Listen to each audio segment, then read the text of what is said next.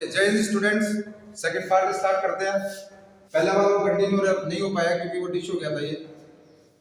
अब देखिए ये 7 आ गया, फिर ये 6 दिखा रहा है, ये 4 दिखा रहा है, ये 2 दिखा रहा है, 1 और 2 दिखा रहा है 2, ठीक है। इसी तरह ये 5 दिखा देगा और 6 दिखा देगा। ये +3 +4 +5, ये +2 +3 +4, तो v बन गया। देखो ऐसा बन गया, ऐसा बन गया। क्लियर? तो याद रखना है डी ब्लॉक एलिमेंट्स में इस तरह की। अब ये ढेर सारी आपको दिख रहा है, +1 2 3 4 5 6 7 सारे दिख रहे हैं। इसी को वेरिएबल बोलते हैं, इसी को वेरिएबल बोलते हैं।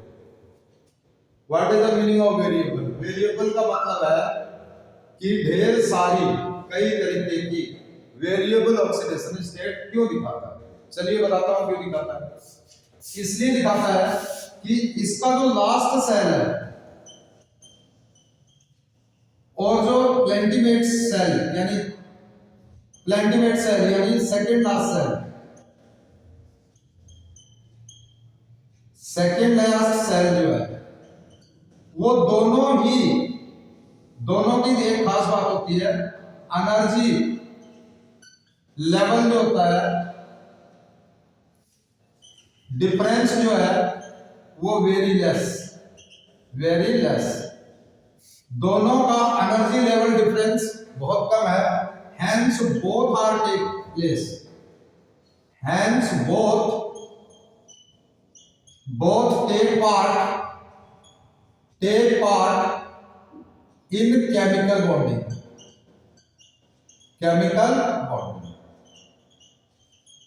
ये उसका आंसर है। Why D block element are variable oxidation state? Because its last cell and second last cell have same energy level, or its energy level difference is very less. Hence, both are take part in chemical bonding. Clear? और band theory है physics में आप पढ़ते होंगे, वो वही है। यहाँ देखिए Mn होता है 24, 21 2 3 4 5 25 होता है। तो 4s में आ गया 2 और 3d में आ गया आपका 5। तो 5 और 2 7, इनका एनर्जी लेवल क्या है? डिफरेंस कम है, तो ये भी केमिकल बॉन्डिंग में भाग लेगा, ये भी। अगर दोनों एक साथ ले रहे भाग तो टोटल 7 हो गया। तो 7 अगर डोनेट करेगा तो +7। क्लियर? तो ये इसका वेरिएबल ऑक्सीडेशन स्टेट के ऊपर क्वेश्चन था। अब मैं अगला पॉइंट बताता हूं, इसको मिटा देता हूं मैं, इसको इन चीजों को मिटा देता हूं।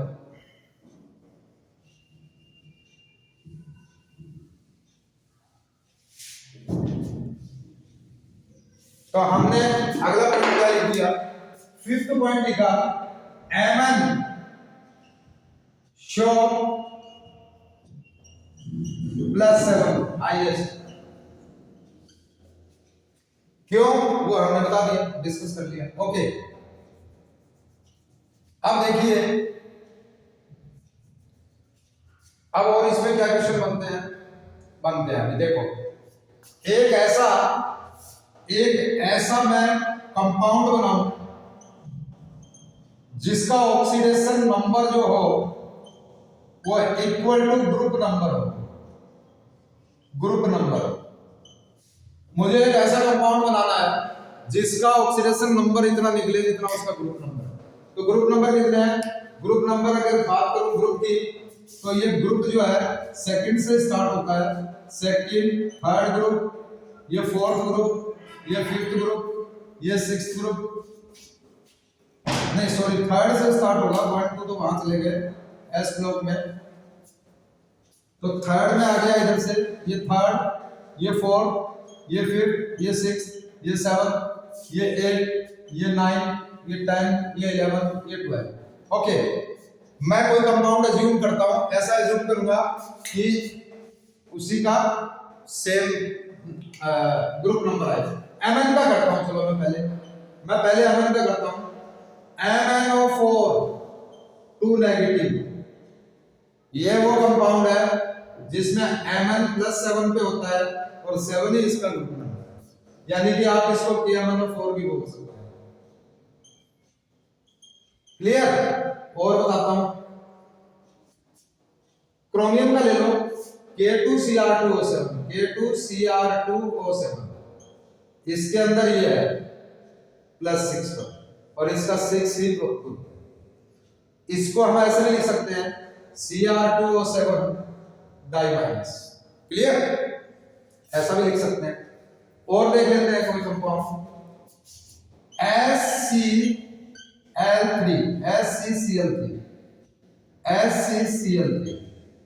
इसमें भी क्या होगा +3, तो वो भी इसका ग्रुप नंबर है। इधर से कोई देखे तो V2O5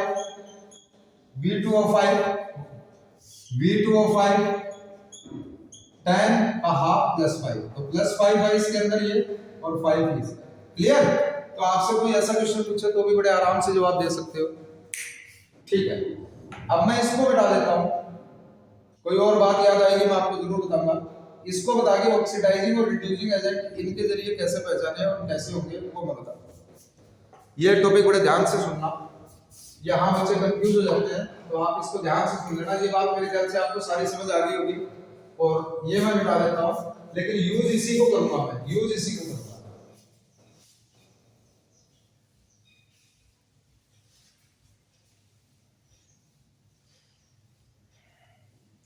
चलिए मैं समझाने की आपको कोशिश करूंगा। ऑक्सीडाइजिंग एजेंट और रिड्यूसिंग एजेंट,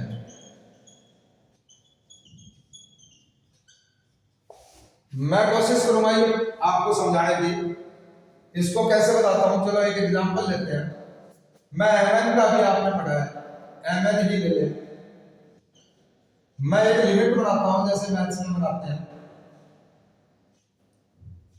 इसकी +2 है, +3 है, +4 है, +5 है, +6 है और +7 हाईएस्ट है।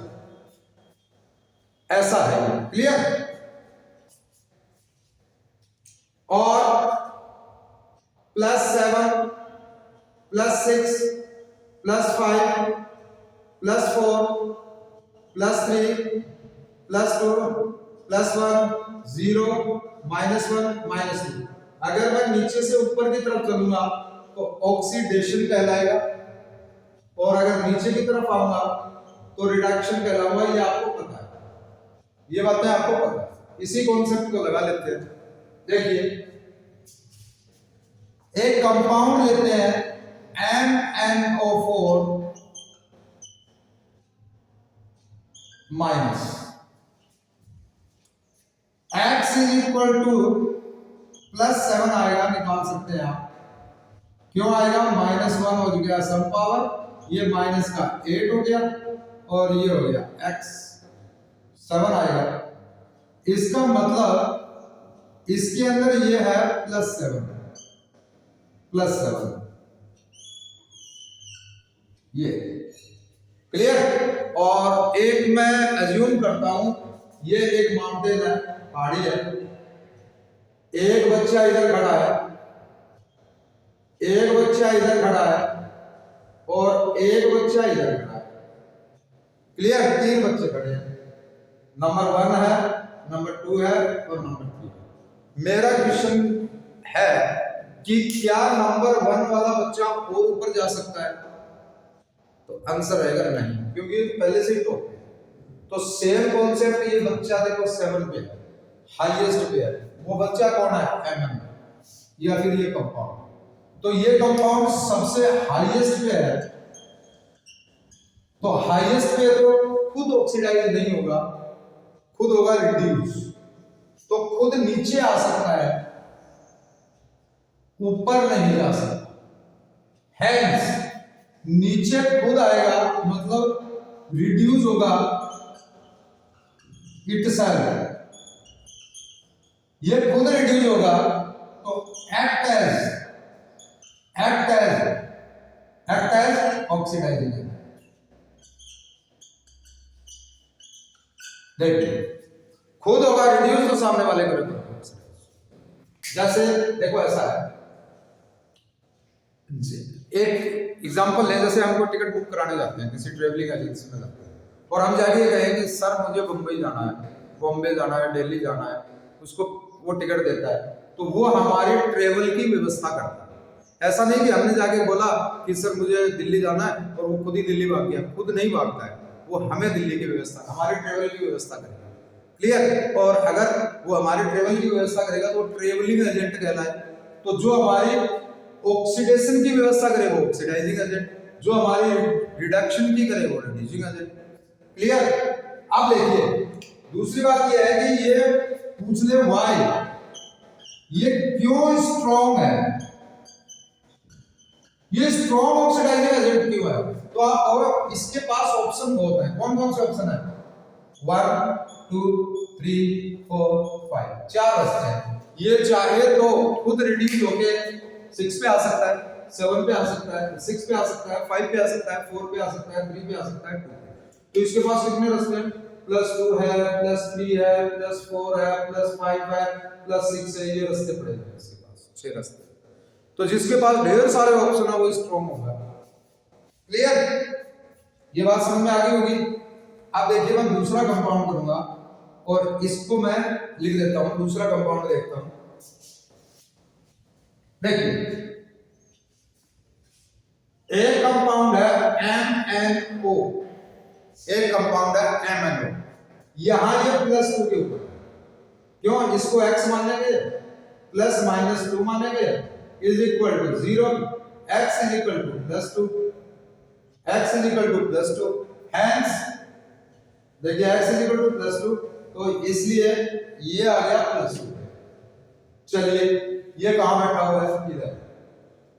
क्या नीचे जा सकता है? नहीं, नीचे जाना मतलब रिडक्शन। क्या इसका रिडक्शन हो सकता है? नहीं हो सकता। इसका क्या होगा? ये ऊपर जाएगा तो ऑक्सीडाइज इटसेल्फ। इसका ऑक्सीडेशन ही पॉसिबल है खुद का, जबकि इसका रिडक्शन पॉसिबल था। इसके जस्ट ऑपोजिट हो गया। इसका ऑक्सीडेशन जो है पॉसिबल है, उसका रिडक्शन पॉसिबल था, तो क्या करेगा? Act as reducing agent. किस तरह का? स्ट्रॉन्ग। आपसे पूछे क्यों है स्ट्रॉन्ग, क्यों स्ट्रॉन्ग ऑक्सीडाइजिंग एजेंट है, तो कहो इसलिए रिड्यूसिंग एजेंट का मतलब खुद ऑक्सीडाइज होगा, तो ऑक्सीडेशन होने का इसके पास कितने रास्ते हैं? ये ऑक्सीडाइज होकर 3 पे जा सकता है, 4 पे जा सकता है, 5 पे जा सकता है, 6 पे जा सकता है, 7 तक जा सकता है, रास्ते हो जाता है। तो देखिए ये स्ट्रॉन्ग ऑक्सीडाइजिंग एजेंट है क्योंकि इसके पास खुद रिड्यूस होने के लिए काफी वेज हैं और वो वे मैंने यहां मेंशन कर दिए। दूसरा, ये सिर्फ और सिर्फ ये ओनली ऑक्सीडाइजिंग एजेंट है, स्ट्रॉन्ग है या ओनली ऑक्सीडाइजिंग एजेंट। ये स्ट्रॉन्ग है लेकिन खुद ओनली रिड्यूसिंग एजेंट, ये सिर्फ रिड्यूसिंग एजेंट है, रीजन ये नीचे। क्लियर? तो आपसे पूछे व्हाई इट इज स्ट्रॉन्ग, ये किस तरह का है, स्ट्रॉन्ग क्यों है या कैसा है, या इसके बारे में पूछे तो आप ऐसा करके लिख लेंगे। इन दोनों का मिक्सचर एक मैं बीच में लिखता हूं, इंटरेस्टिंग सा बना देते हैं। ये Mn और ये O, तो MnO2 में अगर मैं इसकी ऑक्सीडेशन स्टेट निकालूं तो x + -4 is equal to 0, x is equal to +4। ये पहाड़ी है, माउंटेन है, ये इसका +2 लोवेस्ट है, एक यहां खड़ा है, एक बीच में है और एक ये बच्चा नीचे है। तो इसकी पोजीशन कहां मिलेगी आपको? इसकी पोजीशन ये वाला। तो क्या ये ऊपर जा सकता है? यस जा सकता है, +4 है, ये ऊपर जा सकता है +7 तक। क्या ये नीचे आ सकता है? यस आ सकता है +2 तक। तो ये ऊपर भी जा सकता है, नीचे भी आ सकता है, यानी ऑक्सीडाइज भी हो सकता है खुद और रिड्यूस भी हो सकता है खुद। इसलिए ये ऑक्सीडाइजिंग एजेंट का भी काम कर सकता है और रिड्यूसिंग एजेंट का भी काम कर सकता है। Is clear? तो ये एक कॉन्सेप्ट था, इसी कॉन्सेप्ट पे आपको होमवर्क है। ये किस तरह का है? ऑक्सीडाइजिंग है, रिड्यूसिंग है, बहुत ऑक्सीडाइजिंग रिड्यूसिंग है, या सिर्फ स्ट्रॉन्ग ऑक्सीडाइजिंग है या स्ट्रॉन्ग। आप इसी बेस पे इसको कर लें, सारे क्वेश्चंस आपके हो जाएंगे। और इसके ऊपर आपको मैं कुछ क्वेश्चन और बता देता हूं, इसको आप नोट कर लें।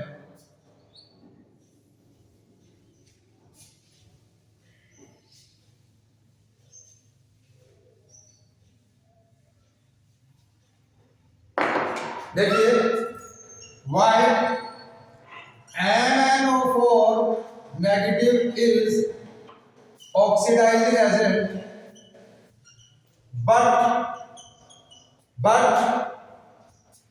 MnO4 act as both oxidizing as well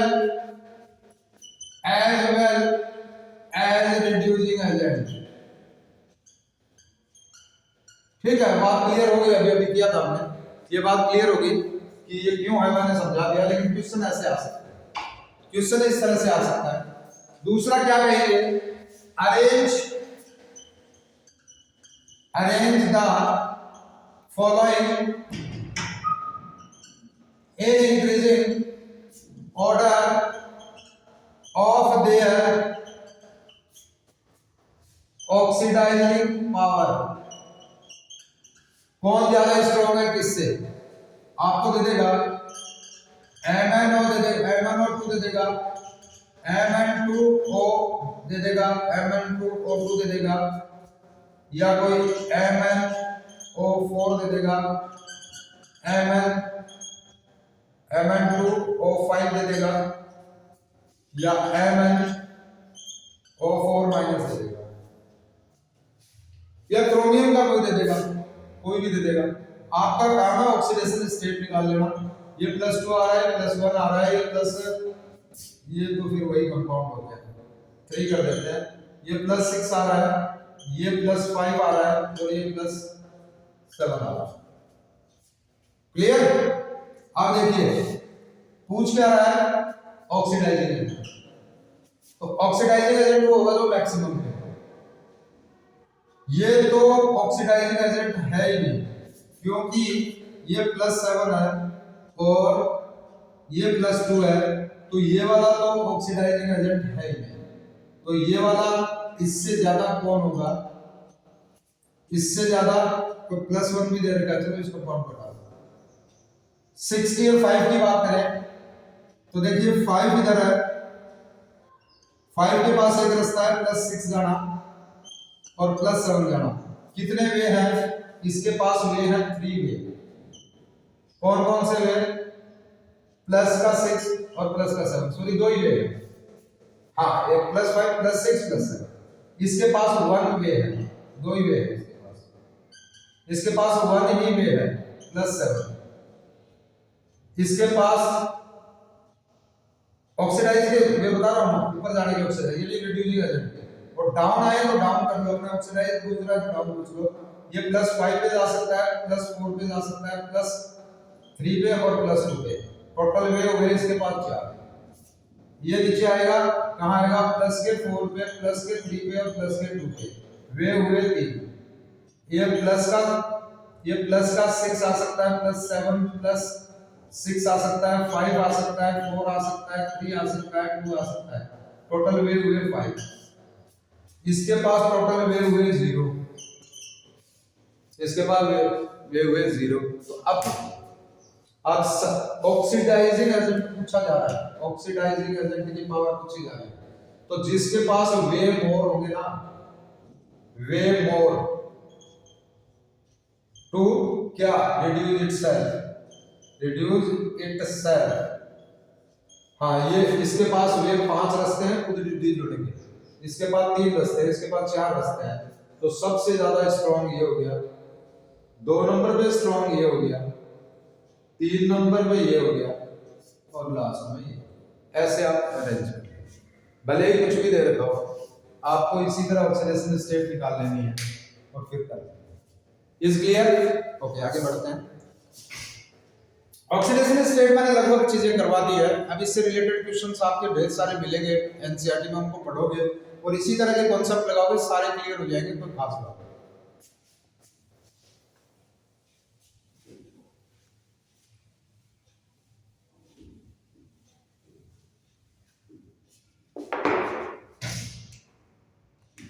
okay, next point लेता हूं मैं, मेल्टिंग पॉइंट ले लेते हैं, मेल्टिंग पॉइंट का ले लेते हैं।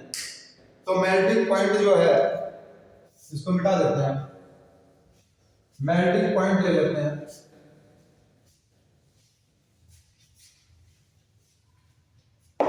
मेल्टिंग पॉइंट याद रख लेना, ये directly proportional to unpaired electron कर देना,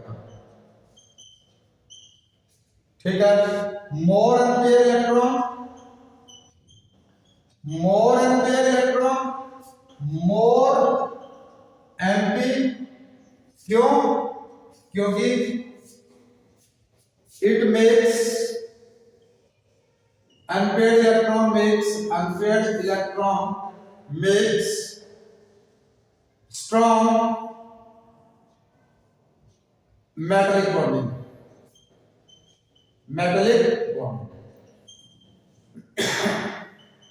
देखिए Sc के पास 4s2 3d1 अनपेयर जो है वो एक इलेक्ट्रॉन, एक अनपेयर है, दूसरे Sc से ऐसे बॉन्ड बनाएगा इस तरह, क्लियर। अब जब आगे चलेंगे तो 2 अनपेयर हो जाएंगे d में 2, तो d में 2 ऐसे भरे जाएंगे ना, ऐसे भरे जाएंगे, दो हैं तो ये Ti है, ये 2 अनपेयर है, ये इस तरह से बॉन्ड बनाएंगे। तो 1 वाला ज्यादा था या 2 वाला बोल रहे हैं? मेरे ख्याल से 2 वाला ज्यादा स्ट्रॉन्ग, 2 वाला स्ट्रॉन्ग ज्यादा, तो it require more energy to break, hence unpaired electrons, more unpaired electron make strong metallic bonding, hence it requires more energy to break, bond को ब्रेक करने के लिए ज्यादा एनर्जी चाहिएगी, और अगर बॉन्ड को ब्रेक करने के लिए ज्यादा एनर्जी चाहिएगी तो मेल्टिंग पॉइंट मोर हो जाएगा, क्लियर। ऐसे जब चलते जाएंगे तो यहाँ Mn आता है, Mn का 4s1 और 3d में 5, तो टोटल 6 अनपेयर्ड इलेक्ट्रॉन्स, सॉरी यहाँ 2 होंगे, तो टोटल 5 अनपेयर्ड इलेक्ट्रॉन्स। लेकिन यहाँ जो क्रोमियम आएगा उसमें 4s1 और 3d में 5, तो टोटल 6 अनपेयर इलेक्ट्रॉन, तो 6 अनपेयर, इसीलिए तो मेल्टिंग पॉइंट इसका सबसे ज्यादा था, सबसे ज्यादा इसी का था, क्लियर। ऐसे क्वेश्चंस आएंगे। तो मेल्टिंग पॉइंट के ऊपर भी एक ग्राफ दे रखा है, वो आप देख लेना, ग्राफ कैसा ग्राफ, आप उसको देख लेना, समझ सकते हैं कैसा ग्राफ बनेगा, वो ग्राफ देख लेना, उसके एक्यूरेट पॉइंट दिख रखा है मेल्टिंग पॉइंट, उसमें कोई एक्सेप्शन है कि नहीं है वो चेक कर लेना, उसको ग्राफ एक टेबल दे रखा है उसमें चेक कर लेना, उसके ऊपर आप अंडरलाइन कर लेना, ओके। तो ये मैंने मेल्टिंग पॉइंट बता दिया है, अब मैं मैग्नेटिक नेचर बता देता हूँ और कलर बता देता हूँ।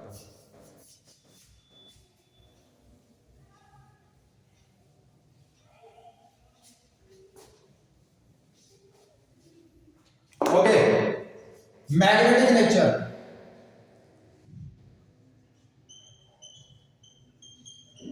मैग्नेटिक नेचर से कॉम्प्लेक्स फॉर्मूला, मैग्नेटिक नेचर कर लेते हैं, देखिए एक फॉर्मूला है mu is equal to n+2 का अंडर रूट, यूनिट होगी बोर मैग्नेटाइजेशन। यहां जो n होगा वो होगा unpaired electron, clear. Suppose that Sc का एटॉमिक नंबर 21, ठीक है। अब मेरे पास Sc3+ है, इसका एटॉमिक नंबर 21, 3 डोनेट कर दिए, तो इसकी कॉन्फ़िगरेशन जो थी 3d1 और 4s2, ये दोनों डोनेट कर दिए, तो ये तीनों डोनेट कर दिए, तो ये 4s 0 और 3d 0, कितने एम्पेयर बचे? एक भी एम्पेयर नहीं है, तो इसके अंदर एक भी एम्पेयर नहीं है। n is equal to 0, hence its mu is equal to 0। Clear? mu is equal to also 0, और 0 है तो डाई मैग्नेट बनेगा। तो ये डाई मैग्नेटिक है, डाई मैग्नेटिक। और चेक करते हैं, Fe3+ करते हैं। आयरन होता है 26 पे 24, 4s2 3d में 6, d6 बनाते हैं। 2 यहां से डोनेट हो गया, एक यहां से डोनेट हो गया, तो ये 5 बच गए। 1 2 3 4 5, 1 2 3 4 5। क्लियर? 5 बचे ना, 3 डोनेट कराने, 2 डोनेट यहां से हो गए, एक यहां से हो गया। तो टोटल एम्पेयर कितने हैं? एम्पेयर इज इक्वल टू 5, तो mu is equal to under root का 5 प्लस 2। ठीक है? Is clear? तो इस तरह से हम मैग्नेटिक नेचर कर सकते हैं। तो इसमें 5 एम्पेयर है, ये स्ट्रॉन्ग पैरामैग्नेट हो गया, पैरामैग्नेटिक। Is clear? ये स्ट्रॉन्ग पैरामैग्नेटिक हो गया। अगर आपसे कोई पूछे Fe2+ और 3+ में कौन ज्यादा है? Fe2+, 4s में 2 और 3d में 6, ये 2 डोनेट हो जाएंगे, तो हमारे पास बच गए 6। 1 2 3 4 5 6, n is equal to 4, n is equal to 4। Clear? तो क्या हो जाएगा? n इज इक्वल टू 4, तो ये भी है तो strong para, but less than is 3+। Clear? छोटा सा कॉन्सेप्ट है, आप इसी तरह से इलेक्ट्रॉनिक कॉन्फ़िगरेशन भी कर सकते हैं। अच्छा, वो ऐसे भी लिख सकता है, right? Electronic configuration of Fe3+, तो आप कहोगे 1s2 3 ये ऐसे ऑर्गन लगा देंगे, ऑर्गन ये हो गया 18, टोटल 26 है। ठीक है? तो 4s में 2 और 3d में आ जाएगा इसका 6 होना चाहिए। 3 डोनेट करा दो, एक 2 यहां से करा दो, इसको 0 बना दो, इसको 5 बना दो, ऐसे आंसर दे देना। अगर आपसे इलेक्ट्रॉनिक कॉन्फ़िगरेशन भी पूछ ले तो, और इलेक्ट्रॉनिक कॉन्फ़िगरेशन क्या करते हैं? पेड इलेक्ट्रॉन निकल जाएंगे, अनपेड के ऊपर डाई और मैग्नेटिक कर सकते हैं। अब नेक्स्ट कराता हूं कलर कराता हूं, और कलर के बाद ये अपना लास्ट टॉपिक ही रहेगा, आप देख लें।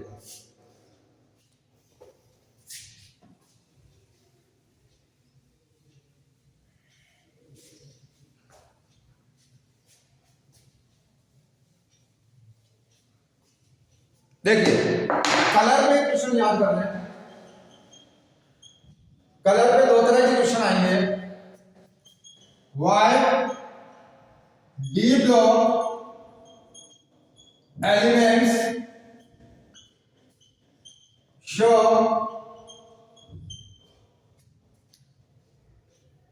Elements form colour complexes, colour complex. Second question है SC एंड Zn salts are colorless। ठीक है? SC और Zn के सॉल्ट्स कलरलेस क्यों होते हैं? ये कलर को लेकर क्वेश्चन पूछ सकते हैं। ठीक है? या ये पूछ सकते हैं कलर क्यों है। ठीक है? Why salts of copper are, why salts of copper are color, या ब्लू, ऐसा कुछ भी पूछ लेगा। इधर से आते हैं, why do not even show color complexes? Because they have unpaired electrons, unpaired electrons, hence DD transition take place. और कोऑर्डिनेशन कंपाउंड में DD ट्रांजिशन मैंने बड़े अच्छे से बता दिया। तो because they are unpaired electron, अगर अनपेयर्ड इलेक्ट्रॉन है तो they reach the higher energy level and receive the photon from the visible light and show the complementary color, hence they are color. Okay, then DD transition. Okay, ये मैं last topic ही करा रहा हूँ, बस complex formation next में करेंगे। समझ गए आप? तो DD ट्रांजिशन इसका आंसर रहेगा। आपको याद रहता है तो ये भी लिख देंगे कि they have the unpaired electron reach the higher energy level. Okay, Sc और Zn के सॉल्ट कलरलेस क्यों होते हैं? सुनिए, Sc की कॉमन ऑक्सीडेशन स्टेट है 3+, ये 3+ ही दिखाता है, तो इसका अगर कोई सॉल्ट है तो वो +3 में होगा,